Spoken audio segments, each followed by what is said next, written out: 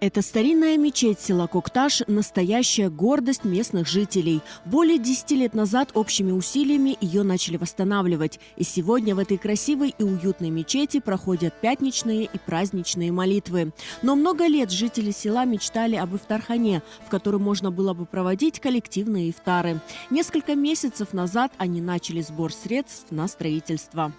Вот наш долгожданный ифтархане построился. Хоть не до конца, но уже можно проводить, альхамдулилля, тут ифтары. Нам помогали с Симферополя, Севастополя, братья-мусульмане, сестры-мусульмане. Потом мы много собрали в сайтах, в интернете, на карту нам упало.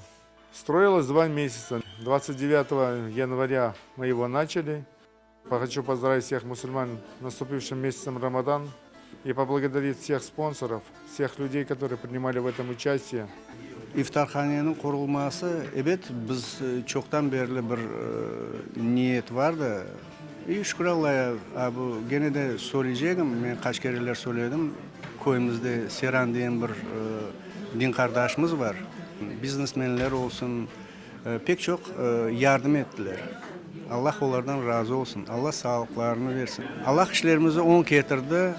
Новая ифтархане вмещает до 120 человек. В первый день священного месяца Рамазан на разговение пришли жители села Кокташ и близлежащих сел, мусульмане разного возраста. Открытие новой ифтархане для каждого – радостное событие. Бүгін койымызде балабан тантана, Аллаға шүкір, ифтарханеміз ішке түшті. Бүгін Рамазан айыны бірінші күнінде бірінші ифтар болайаты. Сау болсын жематымыз, Қырым мұсылманлары қол тұттылар. Аллаға шүкір, ниятымызға еттік. Келіңіз бізге ифтарларымызға, койымызге, Кокташқа. Я держу второй уже год. Построили здесь ифтархане.